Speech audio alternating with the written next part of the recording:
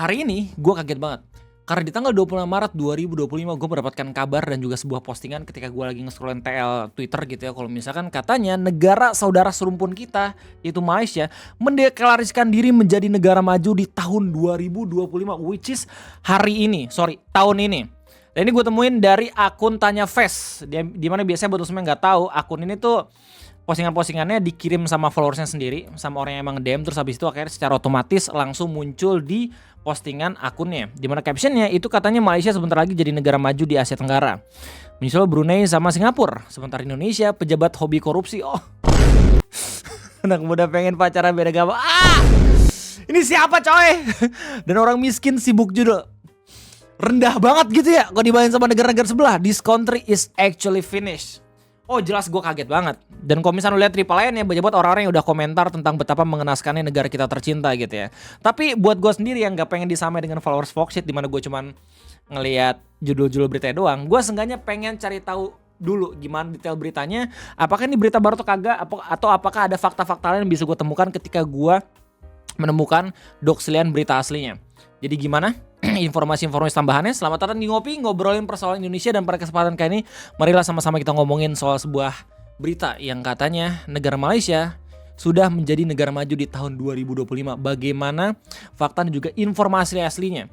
Apakah sama dengan yang ada di caption ini? Kalau misalnya gue lihat di doksilian aslinya, yang mana ini masih belum dihapus dan juga masih ada gitu ya, dari website tirto.id dengan judul berita fakta Malaysia deklarasi menjadi negara maju 2025.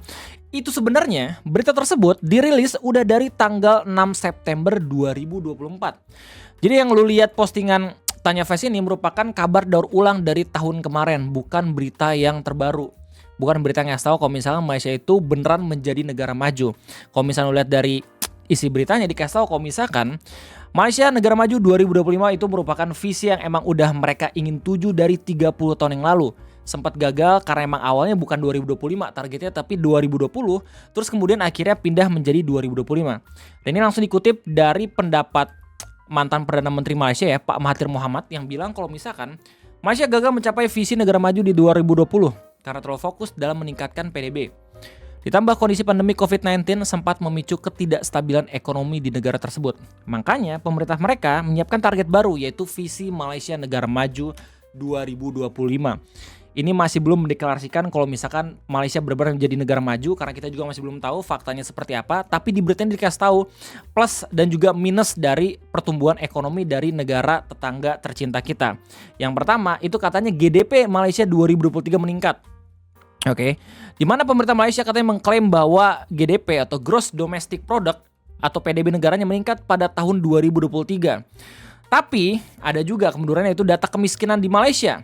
Meskipun pemerintah Malaysia berhasil menemukan kebijakan efektif mengurai kemiskinan, cuman tingkat kemiskinan absolut di Malaysia adalah 6,2% pada 2022 dengan kemiskinan perkotaan meningkat secara signifikan menjadi 4,5% pada 2022. Harus digarisbawahi kalau misalnya data ini masih tahun 2022, kita nggak tahu kabar 2025 kayak gimana. Gue juga nggak tahu sebenarnya ini persentasenya menunjukkan apa, karena gue bukan ahli ekonom atau bukan ahli sosial gitu ya. Silahkan tanya ke orang yang lebih ngerti lagi, which is mungkin Pak Ferry Irwani dan segala macam. Nah, beritanya juga ngasih tahu kalau misalkan meskipun data kemiskinan Malaysia itu katanya meningkat di daerah perkotaan, nilai ringgit Malaysia terhadap dolar AS atau Amerika Serikat menguat 2024 di tahun 2024. Pemerintah Malaysia katanya mengumumkan bahwa nilai tukar mata uangnya terhadap dolar AS menguat pada 2024. Per tahun 2024, satu ringgit Malaysia sama dengan 0,20 dolar AS atau setara 1 dolar sama dengan 4,33 ringgit.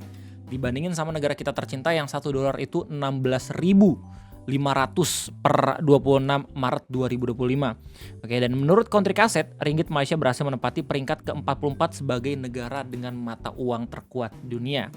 Wow. Kemudian ada juga berita baik dari pemerintah Malaysia yang katanya jumlah pengangguran Malaysia turun. Jumlah pengangguran Malaysia memang relatif turun dalam beberapa tahun terakhir, dan data terakhir yang dihimpun World Bank pada 2023 menunjukkan bahwa tingkat pengangguran nasional Malaysia turun 3,5%. Meskipun pengangguran turun, tingkat kesenjangan upah antara pekerja meningkat selama 10 tahun terakhir. Kesenjangan upah berkaitan dengan kategori pekerja berketerampilan tinggi dan rendah. Fakta terakhir yang dihimpun sama Tirto menyebutkan kalau misalnya pertumbuhan ekonomi Malaysia katanya sempat melambat. Di salah satu indikator penting untuk negara maju, pertumbuhan ekonomi Malaysia sempat melambat selama 1 tahun terakhir. Menurut World Bank, pelambatan pertumbuhan ekonomi Malaysia terjadi pada kuartal kedua. Namun pertumbuhan ekonomi Malaysia di kuartal pertama 2023 cukup baik.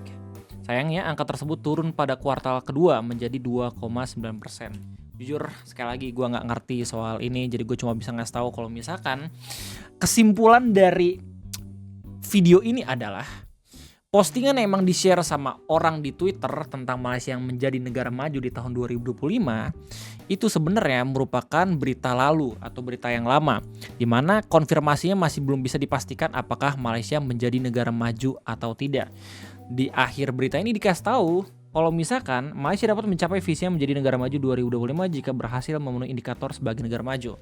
Di berita ini pun dikasih tahu kalau misalnya masih belum tahu mereka. Ini termasuk mencapai PDB nominal, penurunan jumlah kemiskinan dan pengangguran, pertumbuhan ekonomi dan kesejahteraan masyarakat berdasarkan data di tahun 2023. Indikator tersebut belum seluruhnya terpenuhi. Di tahun 2023 masih belum dipenuhi indikasinya, tapi di tahun 2025 masih belum tahu. Karena setelah gue cari tahu masih belum ada berita yang emang menghimpun dan juga menyimpulkan apakah Malaysia di tahun 2025 beneran menjadi negara maju. Cuman karena gue udah nyari tahu soal ekonomi saudara serumpun kita ya, negara Malaysia, gue jadi penasaran. Kalau misalnya dibandingin sama Indonesia, ekonominya tuh kayak gimana sih antara kita sama negara tetangga? Nah, menarik nih. Tapi disclaimer dulu, kalau misalkan gue nyari tahu ini sebagai seorang YouTuber, bukan ahli ekonomi. Kalau misalnya ada di antara semua yang emang lebih mengerti tentang ilmu ekonomi, terus habis itu punya data yang lebih akurat lagi, silakan tulis di kolom komentar. Oke, gue akan dengan sangat senang hati membaca pendapat lo semua. Nah, karena gue tahu kalau misalnya background gue bukan dari ekonomi, makanya gue ngambil jam pintas untuk menganalisanya via ChatGPT atau Artificial Intelligence. Baik lagi, oke, ini analisis dari AI. Jadi kalau misalnya ada di antara semua yang lebih mengerti dan paham, silakan langsung tulis, oke? Kalau misalnya ada yang pengen nge-cross check, gas, gila. Kita bakal sama-sama diskusi di video ngopi kesempatan kayak ini. Ini menarik banget soalnya. Gue juga penasaran ketika gue udah ngelihat berita tentang Malaysia ini. Gue nyuruh ChatGPT untuk menampilkan perbandingan ekonomi antara Malaysia dan Indonesia. Akhirnya ChatGPT langsung ngasih lihat via bagan atau via table perbandingan ekonomi melalui beberapa indikator antara Malaysia dan juga Indonesia. Dan kita bakal sama-sama lihat bareng-bareng. Dimulai dari PDB atau Produk Domestik Bruto. Buat lo semua yang gak tau PDB itu apaan? PDB itu adalah nilai dari suatu barang yang dihasilkan oleh suatu negara dalam kurun waktu tertentu gitu ya, yang biasanya menjadi indikator pertumbuhan ekonomi kayak gitu. Malaysia katanya 437 miliar US dollar, sementara Indonesia itu 1,4 triliun US dollar. Lebih gede ya, gila, Indonesia keren banget. Tapi yang harus diperhatikan itu adalah PDB per kapitanya. Malaysia itu per kapitanya udah bisa sampai 12.400 dolar. Sementara Indonesia itu masih di angka 5.000 US dollar per kapita. Itu kalau misalkan dalam bahasa Gugaga per kepala ya, per kapita itu bahasa Latin kalau nggak salah. Jadi kalau misalnya dibandingin per orang ya justru Malaysia lebih gede. Oke, sementara kalau misalnya per total suatu negara mungkin Indonesia lebih gede. Tapi kan ya mungkin dilihat dari berapa jumlah penduduknya, terus habis itu sebaran angka kemiskinannya kayak gimana, ya lu bisa lihat lah dari per kapitanya. Kemudian pertumbuhan ekonomi Malaysia dan Indonesia di tahun 2023 itu 4%, sementara Indonesia 5%. Oke, lebih tinggi Indonesia meskipun cuma sedikit. Inflasi 2023 Malaysia itu bisa menekan sampai 2,5%, sementara Indonesia 3,5%. Pengangguran Malaysia itu 3,3%, lebih rendah dibanding Indonesia 5,5%. Sektor utama ini kayaknya penyimpulan yang terlalu basic gitu ya. Masih banyak lagi sebenarnya sektor utamanya antara Malaysia dan juga Indonesia. Tapi kalau misalnya di ChatGPT tadi dikasih tahu, kalau misalnya sektor utama Malaysia itu minyak dan gas, manufaktur, elektronik, pariwisata dan keuangan. Sementara Indonesia itu katanya pertanian, manufaktur, pertambangan, pariwisata dan ekonomi digital. Cadangan devisa, nah ini menarik nih. Di tahun 2023 Malaysia ada di angka 110 miliar US dollar, sementara Indonesia 140 miliar US dollar. Lebih tinggi Indonesia. Tapi lo harus tahu kalau misalnya Indonesia negaranya itu luas banget dan banyak banget gitu sumber daya alamnya. Lu selalu mendengarkan omongan dari para pejabat tercinta kita dong. Kalau misalkan, negara kita tuh kaya ini maksudnya nih, cadangan devisanya. Justru gue lebih ngeri ngelihat Malaysia anjir. Meskipun luasannya itu gak sebesar Indonesia gitu, tapi devisa mereka tuh hampir mendekati Indonesia. Ini ngeri banget coy. Nilai tukar USD, kita udah sama-sama baca gitu ya lewat berita sebelumnya. Kalau misalkan Malaysia di tahun 2024 1 USD atau US dollar sama dengan 4,7 ringgit, sementara Indonesia 1 dolar sama dengan 15.500. Indeks daya saing global Malaysia lebih tinggi ya, peringkat 27 sementara Indonesia 34. Dan ease of doing business atau kalau misalnya dalam istilah Gugaga itu adalah indeks yang dibuat World Bank dalam mengukur kemudian berbisnis di suatu negara. Malaysia itu di peringkat 12 sementara Indonesia di peringkat 73. Ease of doing business itu indeksnya beragam banget gitu dipengaruhinya, entah itu dari kondisi politik, kondisi negara, terus abis itu bagaimana kebijakan dan juga peraturan pembuatan bisnis dan juga investasi dan segala macam. Balik lagi, gue cuma tahu permukaan ilmu pengetahuannya doang, tapi kalau misalnya pengen menyelam lebih dalam lagi bisa langsung nanya ke orang-orang yang lebih ngerti, oke? Jadi kata ChatGPT, analisis singkatnya adalah pertumbuhan ekonomi Indonesia tumbuh sedikit lebih cepat dibanding Malaysia di tahun 2024. Cuman daya saing dan investasi Malaysia lebih unggul dalam kemudahan bisnis dan daya saing, tetapi Indonesia memiliki potensi pasar yang jauh lebih besar. Dengan struktur ekonomi katanya dibilang kalau misalnya Malaysia lebih berbasis industri berteknologi tinggi dan jasa.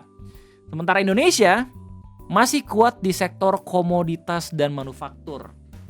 Ya, itulah sebabnya Indonesia tuh banyak banget ini ya, nanam-nanam sawit dan segala macam karena fokusnya ke komoditas, punya banyak banget lahan, terus pada akhirnya ngirim lah ekspor dan segala macam. Gue sih berharap semoga negara kita nggak cuma ngirim bahan baku doang, tapi bisa produk turunan juga gitu ya ke luar negeri gitu, biar kita nggak selamanya cuma jadi negara yang emang ngasilin bahan baku doang. Padahal yang bikin value dari produk tersebut mahal tuh ketika udah dijadiin produk-produk turunan yang ngasih kayak misalkan coklat, terus sawit itu ada minyak goreng dan segala macam ya, you name it lah. Nah intinya adalah ini bukan gue yang ngomong ya, tapi ChatGPT loh. Oke. Mana yang lebih cepat jadi negara maju? Malaysia lebih dekat menjadi negara maju. Tania, sahabat-sahabat serumpun gue, keren banget emang lulus semua, gokil. Malaysia lebih dekat menjadi negara maju. Malaysia hanya butuh beberapa tahun lagi untuk masuk kategori negara berpendapatan tinggi. Targetnya kalau bisa di tahun 2030. Infrastruktur, sistem pendidikan, dan sektor industri lebih matang dibanding Indonesia. Namun Malaysia punya tantangan stagnasi ekonomi dan ketergantungan pada ekspor elektronik serta minyak. Sedangkan Indonesia sendiri disimpulkan katanya punya potensi besar, tapi butuh waktu lebih lama. Dengan pertumbuhan yang lebih tinggi dan populasi besar, Indonesia bisa menjadi negara maju sekitar 2045. Visi Indonesia Mas, let's go! Reformasi birokrasi, investasi infrastruktur, dan peningkatan kualitas SDM akan sangat menentukan. ChatGPT bisa aja sih reformasi birokrasi, investasi infrastruktur, dan peningkatan kualitas SDM. Namun tantangan besar masih ada seperti ketimbangan ekonomi, korupsi, dan ketergantungan pada komoditas. Gokil. Sekedar analisis singkat ya, analisis Gugaga dari ChatGPT. Balik lagi, gue lebih menghormati penelitian langsung dari ahli-ahli ekonom dan segala macam. Kalau misalnya ada gitu ya, mungkin ada dia terus memang bisa ngelempar jurnal ke gue tentang perbandingan antara Indonesia dan Malaysia. Cuman ini sedikit menarik juga informasinya.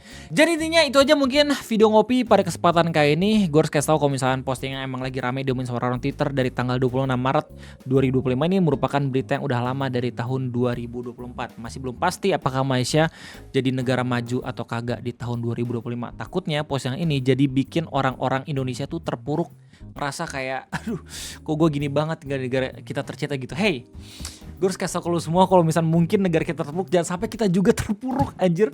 Kita harus bangkit. Kasih sama orang-orang yang sampai sekarang masih punya energi buat turun ke jalan, ngasih tahu ke pembuat kebijakan kalau misalkan jangan sampai lu semua tuh buat peraturan yang cuman menguntungkan segelintir orang doang gitu. Tapi lo harus lihat kondisi di negara kita tercinta secara keseluruhan. Buat seenggaknya peraturan sekali yang bener gitu, yang bisa ngebuat entah itu ekonomi kita negeri maju atau rakyat kita seenggaknya tuh bisa fokus dalam membantu meningkatkan PDB per kapita kayak gitu loh ya. Jadi itu aja deh gue, terima kasih banyak, sekian. Gue tunggu semua komentar lo gitu di kolom komentar. Sampai jumpa lagi, jangan lupa makan. Stay clean and sound. Enggak. Gue bukan anak clean sound, sorry.